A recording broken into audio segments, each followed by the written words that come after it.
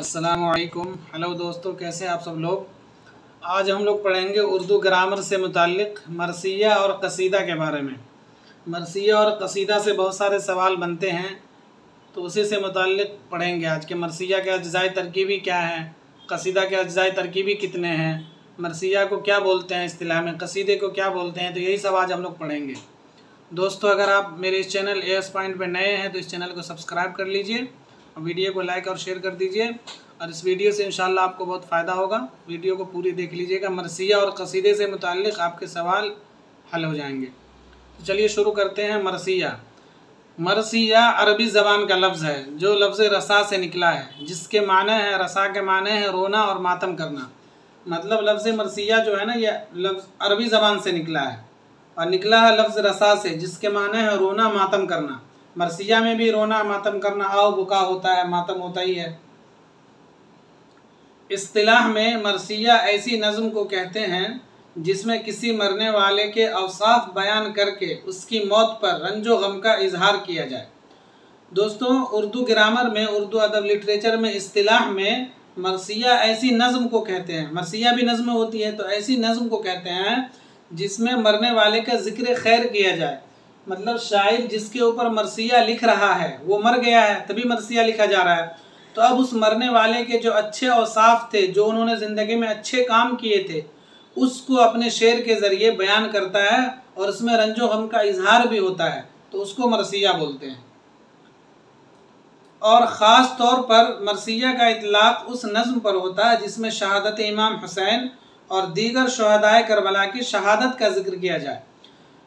मतलब ख़ास तौर पे जब मरसिया बोला जाता है ना, तो लोगों का जहन और जो इतलाक़ होता है वो शुहदाए इमाम हुसैन और दीगर शुहदाए करबला में जो लोग शहीद हुए थे, सहाबाए किराम, उनके ऊपर इतलाक़ होता है मरसिया का। बाकी तमाम लोगों की मौत पर कही जाने वाली नज़मों को शख्सी मरसिया कहा जाता है, मसलन हाली का मरसिया, गालिब का मरसिया वगैरह। मतलब मरसिया तो ख़ास है किनके साथ, शुहदाए करबला के साथ। लेकिन बाद में जो लोग किसी के मरने पर लिखते हैं मरसिया, उनके औसाफ बयान करते हैं, उस पर मातम करते हैं, आहू बुका करते हैं, तो उसको शख्सी मरसिया बोला जाता है। जैसे गालिब की मौत पर हाली ने लिखा था मरसिया, तो उसको हाली का मरसिया बोलेंगे। इसी तरह से गालिब ने मरसिया लिखा तो उसको लिखेंगे गालिब का मरसिया, मतलब शख्सी मरसिया बोला जाता है उसको। मीर ज़मीर ने मरसिये के अज्ज़ाए तरकीबी मुतय्यन किए हैं। दोस्तों, जो ये सवाल बनता है ना कि मरसिये के अज्ज़ाए तरकीबी कितने हैं, तो मरसिये के अज्ज़ाए तरकीबी 8 हैं। तो ये जो अज्ज़ाए तरकीबी 8 फिक्स किए हैं, मुतय्यन किए हैं, वो किसने किए, तो वो मीर ज़मीर ने किए हैं।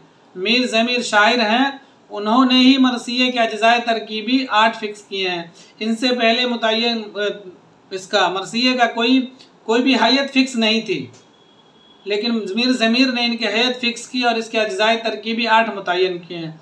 उन 8 में क्या क्या है, और यही वेरी इंपॉर्टेंट है। सवाल में मरसिये से अगर सवाल आता है तो ज़्यादातर यही आता है कि मरसिये के अज्ज़ाए तरकीबी कितने हैं या कौन कौन से हैं, इन्हीं में से सवाल बनता है। तो आप इनको गौर से देख लीजिए, याद हो जाएगा। मरसिये के अज्ज़ाए तरकीबी 8 हैं। चेहरा, सरापा, रुखसत, आमद, रज्ज़, जंग, शहादत, बैन, ये 8 अज्ज़ाए तरकीबी हैं। अब इनको हम बारी बारी से देखते हैं किसका क्या मतलब है। चेहरा, मरसिये का शुरू का हिस्सा जिसमें शायर मरसिये की तमहीद बांधता है। चेहरा उस हिस्से को कहेंगे जो शुरुआती हिस्सा होता है नज़्म का। मरसिया का जो शुरुआती हिस्सा होगा उसको चेहरा कहते हैं, जिसमें शायर जो है अपने हीरो की तमहीद बांधता है, जिसके ऊपर मरसिया लिखता है उसकी तमहीद बांधता है। सरापा, इसमें हीरो का नक्शा, कदो कामत, शुजाअत व बहादुरी का बयान होता है। मतलब सरापा वाले हिस्से में जो जिसके ऊपर मरसिया लिख रहा है ना, वो दिखने में कैसा था, वो उसके नाक नक्शे कैसे थे, उसको बयान किया जाता है। रुखसत, हीरो का जंग करने की इजाज़त लेना और अजीज़ों से रुखसत होना जज्बाती अंदाज में बयान होता है। रुखसत का मतलब होता है हीरो जब मैदान जंग में जंग करने के लिए अपने अज़्ज़ा अकारिब से, अपने रिश्तेदार से इजाज़त मांगता है, तो उस इजाज़त को, उस लम्हे को बड़े जज्बाती अंदाज में शायर पेश करता है, तो उसको बोलते हैं रुखसत। आमद, हीरो का मैदानी जंग में आना। आम का मतलब ही आना होता है, तो मैदानी जंग में आना, उसको हीरो का जब मैदानी जंग में आ जाए। रज्ज़, आदाब जंग के मुताबिक हीरो का मकाबिल फ़ौज को फ़ख्रिया अंदाज में अपने आबाओ अजदाद के नाम और कारनामों से वाकिफ़ कराना और अपनी बहादुरी व बरतरी का इजहार करना। दोस्तों रज्ज़ का मतलब होता है, समझिए, ललकारना, सामने वाले फ़ौज को ललकारना, ये बताना कि तुम्हें पता नहीं है मैं कौन हूँ, मेरा ख़ानदान कैसा है, मेरे ख़ानदान ने क्या क्या कारनामे अंजाम दिए हैं, वो मतलब अपने ख़ानदान की बरतरी बयान करना और उनको ललकारना सामने वाली फ़ौज को, तो उसको बोलते हैं रज्ज़। नंबर 6 जंग। इस हिस्से में जंग का मंजर पेश किया जाता है। मरसिया निगार ममदूह की शुजाअत, जंगी दाव पेच, घोड़े और दीगर असलाहात का फ़ख्रिया अंदाज में बयान करता है। मतलब जंग वाले हिस्से में जो जंग है छठा मरसिये का, उसमें शायर जो है जंग जो हो रही है उसकी मंजर पेश करता है कि जिसका वो मरसिया लिख रहा है, जिसका वो ममदूह है, जो शायर का हीरो है, वो तलवार कैसे चला रहा है, वो घोड़े को कैसे काबू कर रहा है, वो मतलब जो भी उसके जंगी दाव पेच है उसको फ़ख्रिया अंदाज में बयान करता है, तो उसको बोलते हैं जंग। नंबर 4 शहादत। नंबर 7 शहादत, हीरो का ज़ख्मी होना और शहीद होना। मतलब जो हीरो ज़ख्मी होकर शहीद हो जाता है मैदान जंग के अंदर, उसको शहादत बोलते हैं। बैन, हीरो की मौत पर रंजो गम का इजहार करना, ये ख़ास पॉइंट है मरसिये का। 8 नंबर पे जो बैन है ना, जब हीरो जो है मर जाता है मैदान जंग में तो उसके ऊपर जो रंजो गम होता है, रंजो गम वाले अशार पेश किए जाते हैं, आउका होता है, तो उसको बोलते हैं बैन। अशरफ बयाबानी को उर्दू का पहला मरसिया निगार तस्लीम किया जाता है। नौसरेहार 1503 ईस्वी उर्दू का पहला मरसिया है जो अशरफ बयाबानी ने लिखा है। मतलब मरसिये से मुताल्लिक सवाल आता है तो ज़्यादातर चांस होता है तो ये भी पूछा जाए कि मरसिये का लिखने वाला सबसे पहला शायर कौन है, तो अशरफ बयाबानी। किताब कौन सी है? नौसरेहार। कब लिखी गई? 1503 में। ये 3 चीज़ें, अशरफ बयाबानी ने लिखी, नौसरेहार किताब का नाम कब लिखी? 1503 में। मरसिया का नाम नौसरेहार कब लिखी? 1503 में। अगर मुतलकन पूछा जाए मरसिये का पहला मरसिया निगार कौन, तो अशरफ बयाबानी। लेकिन अगर ये लगा दिया जाए शुमाली हिंद मतलब इधर दिल्ली, लखनऊ, शुमाली हिंद का पहला मरसिया निगार कौन, तो रोशन अली हैं, जिनकी तख्लीक आशूरा नामा है। ये दोनों बातें आपको याद रखनी है। मुतलकन उर्दू का पहला मरसिया निगार अशरफ बयाबानी, शुमाली हिंद का पहला मरसिया निगार रोशन अली, जिनकी तख्लीक आशूरा नामा है। सौदा ने पहली बार मुसद्दस की हैयत में मरसिया लिखा और मरसिये को मुसद्दस की हैयत अता की। दोस्तों इस लाइन का मतलब ये है कि मरसिये का पहले कोई फिक्स हैयत नहीं थी, लेकिन जब सौदा ने मरसिया लिखा तो मुसद्दस की हैयत में लिखना शुरू किया। मुसद्दस में है मतलब 6 मिसरे, 6 मिसरे का एक बंद, मतलब 2 मिसरे का एक शेर होता है। जैसे समझिए कि जैसे एक शेर है, उकाबी रूह जब बेदार होती है जवानों में, नज़र आती है उनको अपनी मंजिल आसमानों में। तो ये 2 मिसरा है, बन के एक शेर बनता है। उकाबी रूह जब बेदार होती है जवानों में, ये एक मिसरा हो गया। नज़र आती है उनको अपनी मंजिल आसमानों में, दूसरा मिसरा हो गया। ये दोनों मिसरे मिलकर एक शेर बनता है। इसी तरह से 6 मिसरे बनकर मुसद्दस बनता है, मतलब एक बंद बनता है। तो जिसमें 6 मिसरे हो उसको मुसद्दस बोलते हैं। जैसे अगर 5 मिसरे हो तो मुखम्मस बोला जाएगा। जैसे नज़ीर अकबराबादी की ज़्यादातर नज़में जो मुखम्मस की हैयत में है, तो मतलब 5 मिसरे की हैयत में है। तो मुसद्दस की हैयत मतलब 6 मिसरे। इसी तरह से मुसम्मन 8 मिसरे, मुसल्लस 3 मिसरे, मुरब्बा 4 मिसरे।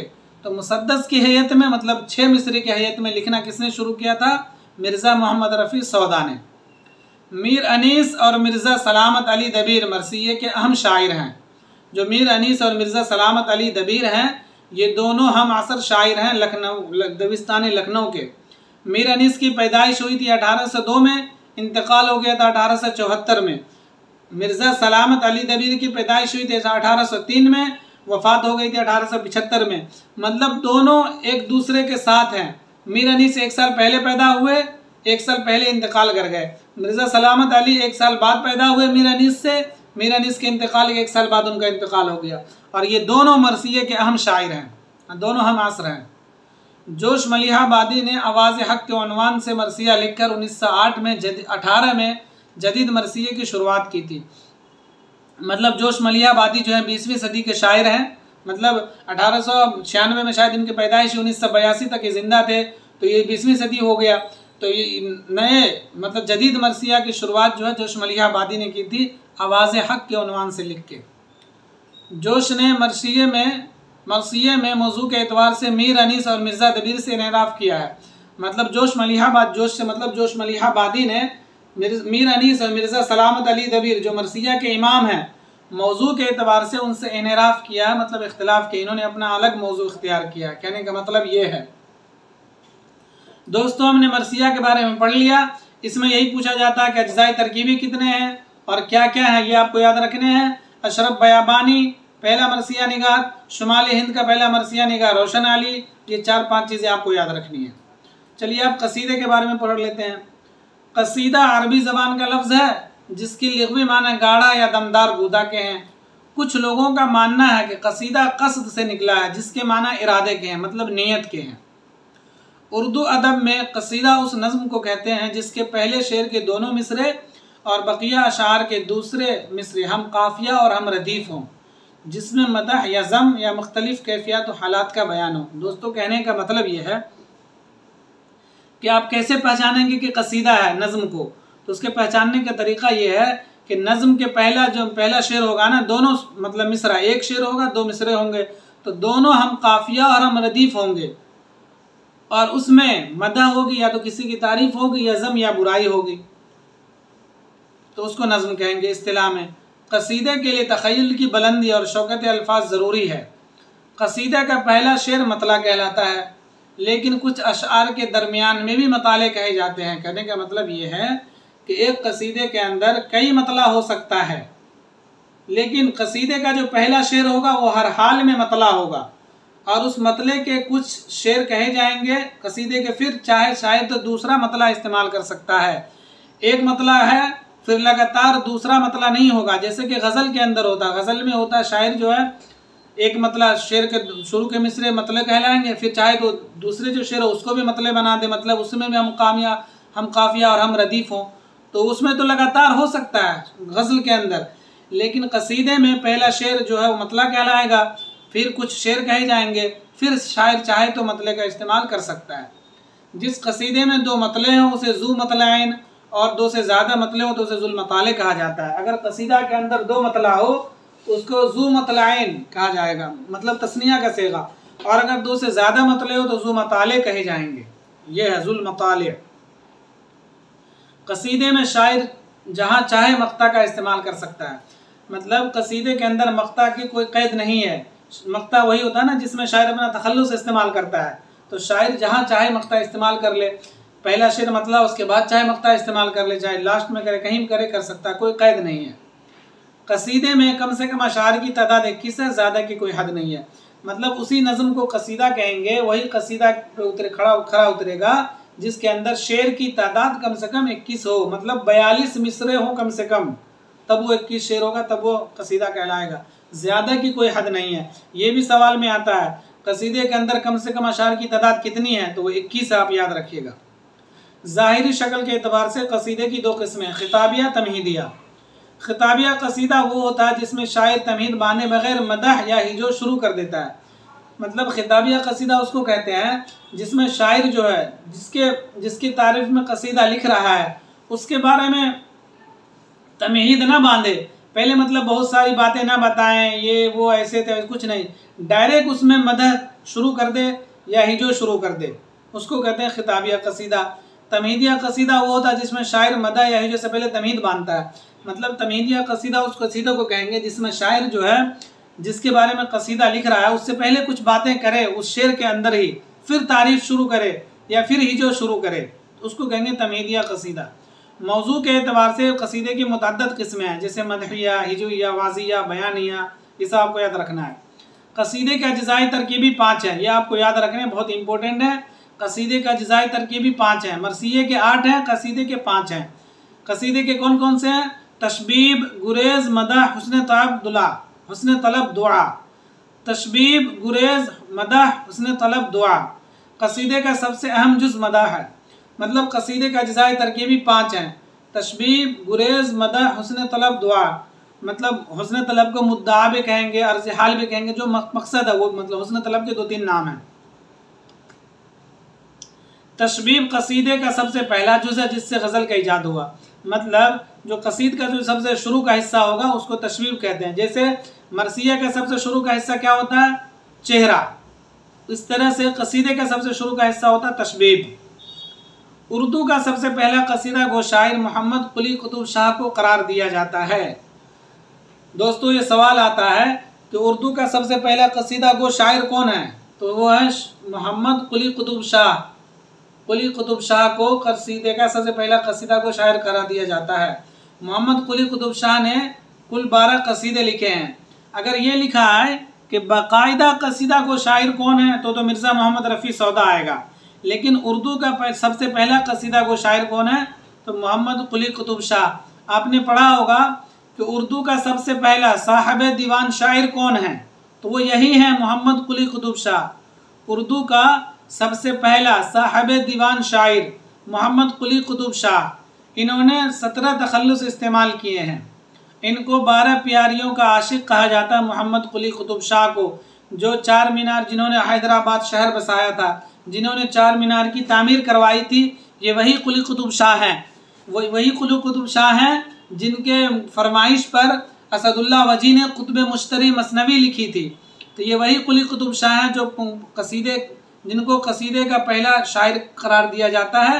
और कुली कुतुब शाह ने कुल 12 कसीदे लिखे हैं। कसीदे का जो इमाम कहा जाता है वो मिर्ज़ा मोहम्मद रफ़ी सौदा है। इनके बारे में हम आपको आगे पढ़ाएंगे। दोस्तों तो ये आपको देखिए कसीदे के अंदर 3-4 चीज़ें आपको याद रखनी है। एक तो कसीदे का अज्ज़ाए तरकीबी 5 हैं। इन 5 को आपको याद कर लेना है। 3-4 बार ज़बान से लफ्ज़ निकालिए और याद हो जाएगा। तशबीब, गुरेज़, मदह, हुस्न तलब, दुआ, ये 5 चीज़ें हैं। और ये 2-3 चीज़ें कि पहला कसीदा को शायर मोहम्मद कुली कुतुब शाह, बाकायदा कसीदा को शायर मिर्ज़ा मोहम्मद रफ़ी सौदा। दोस्तों इस वीडियो को लाइक और शेयर कर दीजिए। और मेरी ये वीडियो अच्छी लग रही है तो आप इस चैनल को सब्सक्राइब कर लीजिए। आपको इस तरह से उर्दू ग्रामर से मुतालिक वीडियो मिलती रहेगी इंशाअल्लाह।